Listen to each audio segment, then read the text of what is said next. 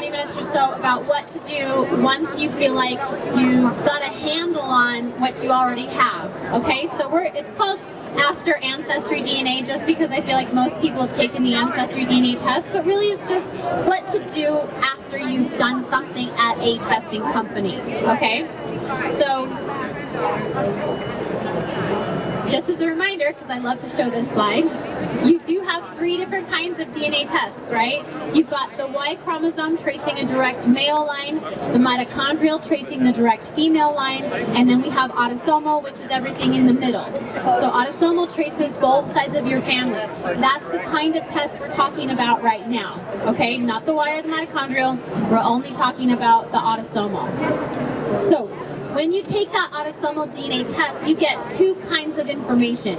You get information that links you to people in the form of a DNA match list. These are just other people who've taken the test, who share enough DNA with you to be considered your relative, okay? Then we have the place information. So that's the pie chart and the percentages. So no matter which testing company you use, you get 2 different kinds of information.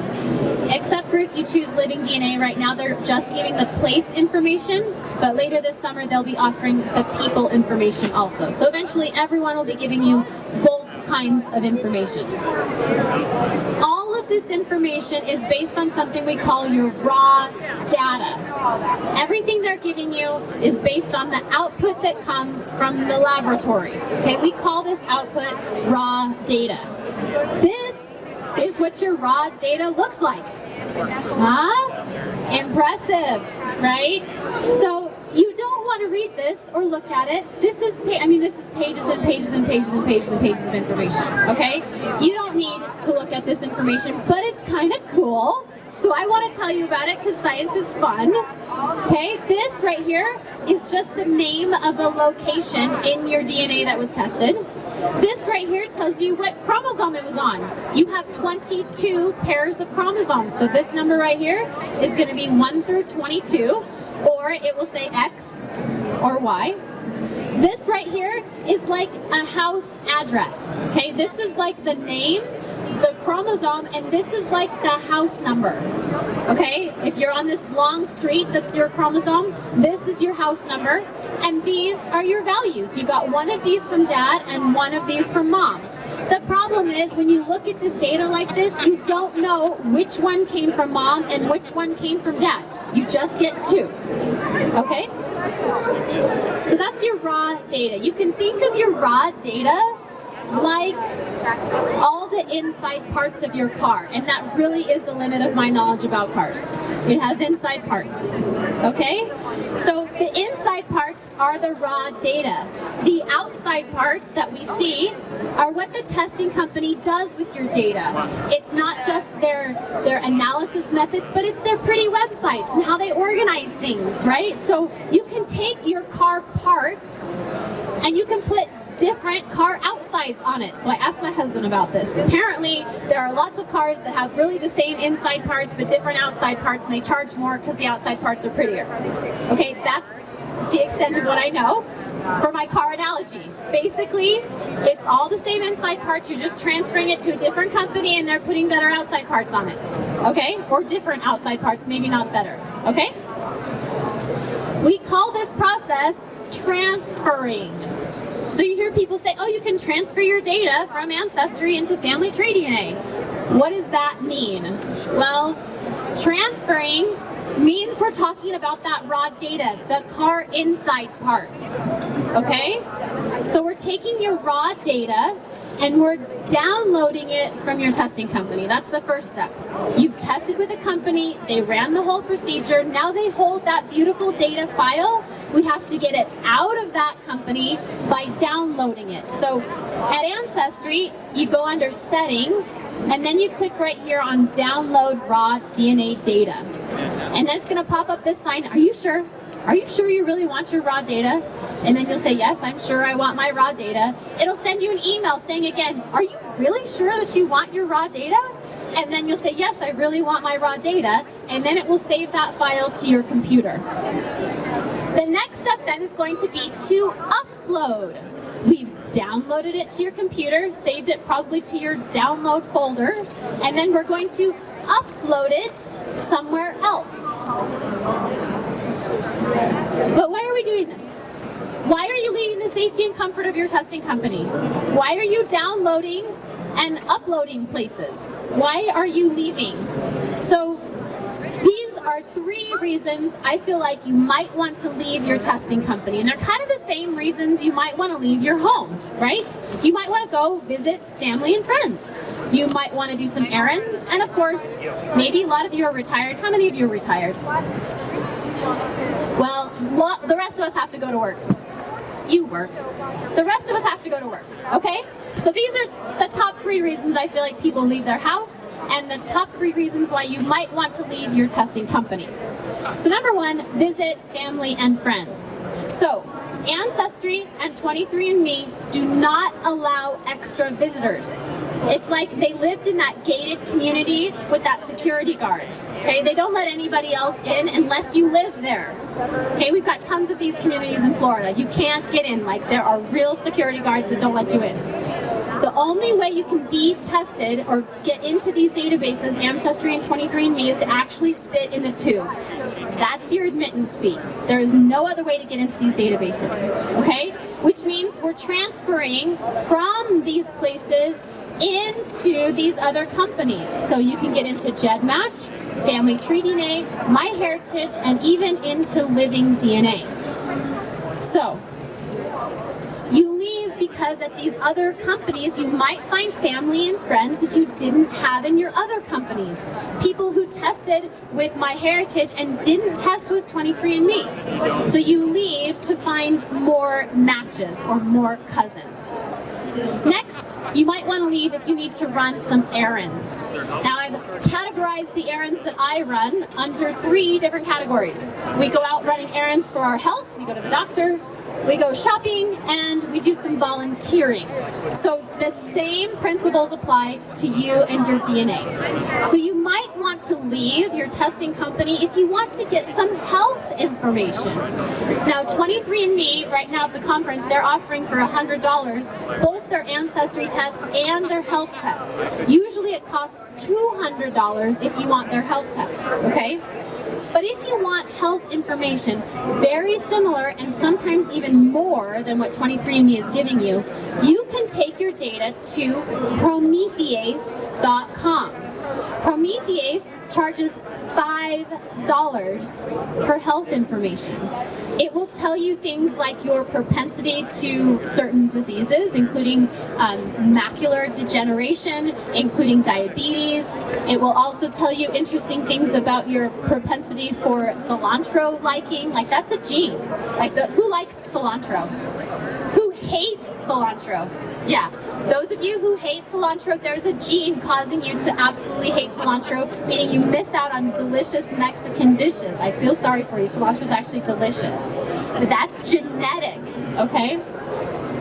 So also in the health arena are a lot of these different companies, and there's going to be more and more and more of these. So I've chosen LiveWell to talk about, but there were a lot of options. And LiveWell is trying to help you track your personal and family health information. So for $20, you can upload your data from any major genetic genealogy testing company, and they will provide you with a report, much like at Prometheus and 23andMe, that talks about your health. What I like about LiveWell is the wealth of information on their website. They have a lot of scientific articles you can read if you're into that kind of thing, but they have a really supportive and active community. So if you have a particular genetic disposition, you can talk to people in a safe place about it here at livewello.com. It also, again, allows you to kind of track your personal health and track the health of your family members. So there's also a company called TopJeans, and I meant to see, they've been at conferences before, I think they might be here also. But TopJeans is essentially this family health tree builder. So you don't really download your data necessarily, but you can link your information. So I feel like it's kind of a little bit unclear, but mostly this is just about filling out surveys and then finding answers from the surveys. So Prometheus plus TopJeans is kind of the same thing as LiveWell, because Prometheus on its own is just a health report, and TopJeans on its own is just a way to track your family information. So the two of these things together kind of do the same thing that LiveWell does. Okay, so track your personal health and provide you with personal health evaluation. And like I said, there are so many of these companies. This is going to be a big part of our future, is using our DNA genetic information to answer and point us in the right direction for our health. So you could do tons of research. There's a lot of different companies. These are all in the handout, by the way. Okay, so we went out, we got some information about our health from our genetic genealogy test. Next, let's do a little bit of shopping. Why not? There are so many companies out there to rip you off, okay? Please be so careful if you're going out shopping with your DNA, okay? It's like that relative that just keeps buying everything. Your DNA is like, oh, we need that and we need that. And these companies are telling you, you already have all the genetic data, let us analyze it for you, and we'll tell you if you should be eating a lot of bread and beer. Yeah, it's pretty obvious, yeah, that you shouldn't eat these things, but it's going to tell you that based on your genetics, you shouldn't eat things that are bad for you. Okay, for $320. Okay, there's another company called Helix, and actually they are here in the exhibit hall, and they are offering what they call one sequence limitless learning. So they're kind of with the idea in mind that they're going to offer these little tiny health reports, essentially, or exercise reports or diet reports or whatever, for these small fees. So you get your DNA tested with them, or you can transfer into them, and then you can buy these little health reports or these little different reports about vitamins or what vitamin you should take or whatever. Okay, a huge variety of things like that. Okay.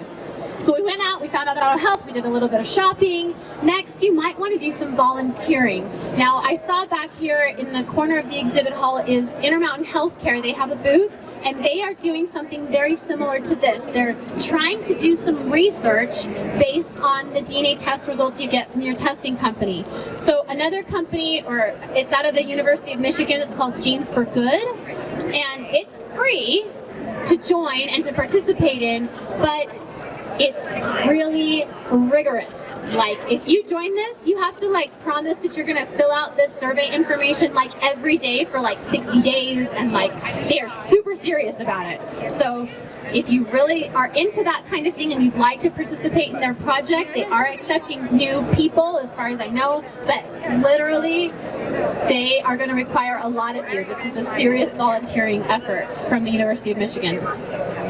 So there's also this company called DNALand. They are sponsored by the New York Genome Center and Columbia University, and their goal is to help you learn more about your DNA and contribute to important scientific research. So essentially, the report you get from DNALand looks much like the report you get from your testing company, but you know that going into it, they're trying to actually do research, they're trying to move forward medical advances, they're trying to make discoveries and make those discoveries available to academia so that research can be pressed forward. So that's also free. So this is an example of what you get from DNALand. So you can find relatives just like you can at your testing company. You get an ancestry report and this trait prediction report. So these are some of the traits that they provide for you. So how's your circadian rhythm? Likely an evening person. Do you like coffee? Average consumption. Educational attainment. What? How are they getting that? Stuff like this, you're kind of okay. And physical traits, eye color, likely to have blue eyes. Where I live. Height, likely taller than average, and this is what I have a beef with. My parents are both taller than me. How did I end up this short? The pediatrician when I was 5 years old said I was going to be 5'10". So My genetics clearly had something in mind, and somehow the message didn't get sent around here. So nearsightedness, moderately nearsighted is speculative. No glasses so far, but I'm really starting to wonder. But I am getting a little older, so maybe that is actually in my future. So again, it's free. It's sort of entertaining to look at those little wellness traits and see how closely they match up from what you think. But that's how you might be volunteering. So errands, you did health, you did shopping, and you volunteered. So now we visited family and friends, we did some errands. Next, let's get to do some genealogy work. There are a lot of places you can take your DNA test results to do more genealogy, and I put them kind of all on this little wheel. And I'm not going to go over all of them right now. I will have all of these companies listed in the handout, and you can look at them at your leisure. I'm just going to go over just a couple to show you the ones that are most popular. So most of you have heard of GEDmatch if you've been wandering around the conference long enough. A lot of genetic genealogists are obsessed with GEDmatch, and they think everyone needs to be at GEDmatch, okay? I like GEDmatch. It's a great company run by great people. I don't think it's essential.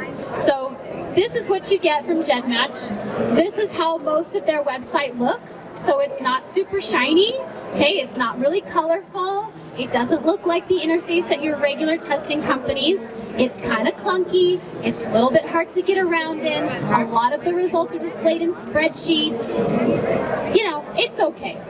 But these are the tools that you might use the most, and most of them you'll find at your testing company. So that's GEDmatch.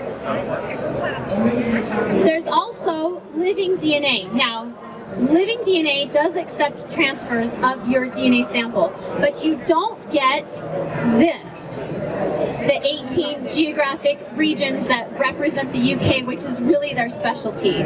Because of the way they do their DNA test, it's different than the way the other companies process your sample. They aren't able to give you a full DNA test report. And since it's only $49 right now, you might as well just take the test, right? But you can transfer here and take advantage of some of their tools, including their mitochondrial and Y-DNA haplogroups. So that's really cool and interesting that you probably didn't get from your testing company, but you don't get the full shebang because of the way the testing company does their work. There's also this called AncestryDNA Helper. This is what they call a Chrome extension tool. So you can only use this from your Chrome browser, and you get it, download it for free from the little Chrome store. What it does is it adds this little section to your AncestryDNA results that kind of allows you to sort and do things a little bit differently. A lot of people love this tool and they use it all the time. I have never been able to get it to work for me. I've seen other people make it work. I don't know why it won't work for me, but a lot of people use it and love it, so I just wanted to mention it, although I don't know why I can't get it to work for me. Who knows? It's kind of like an app. It's like a little plugin, they call it, that runs on your browser. All right, so this is what the output should look like from the AncestryDNA Helper. It really just allows you to download a spreadsheet of your matches, which you can't do right now at Ancestry. So if you download a spreadsheet, it just allows you to sort things a little easier. You can search for people a little easier in your spreadsheet. But again, for the most part, I don't know that you absolutely have to do this to make your family history stuff work. So here's DNAGEDcom. This is another tool that has a lot of different buttons on its site that you might want to use. So I usually use this, it's called Autosomal DNA Segment Analyzer. That's my favorite tool on this site, but there are lots of tools. Do I use these on a regular basis? No. Okay? I am not a third-party tool genetic genealogist. I'm really not. I think I do 99.9% of my work in my testing companies. I don't think you need any of the things I just told you about. Okay? But I think it's important that we recognize that they're out there and that a lot of people are going to tell you that you need them. You don't.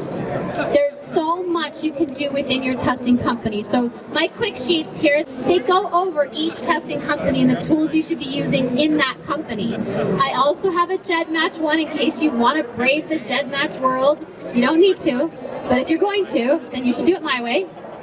Okay, so you don't get lost and confused. But really, all the things on this merry-go-round, you can think of it just like a merry-go-round. You're going to just keep going around and around and around, and at the end you're going to have a whole bunch of data and stuff and spreadsheets, and you're not going to be any farther along in your family history. That is my personal opinion about third-party tools. Most genetic genealogists disagree with me, but I have the microphone, so I can tell you what I think, and I really, really think most of your discoveries are going to happen right in your testing company using the tools that your testing company provides for you. If you want to brave the big bad world out here and run some errands or do some work or do some volunteering, that's fine, but most of the good genealogy discoveries are going to be found at your testing company. Yes?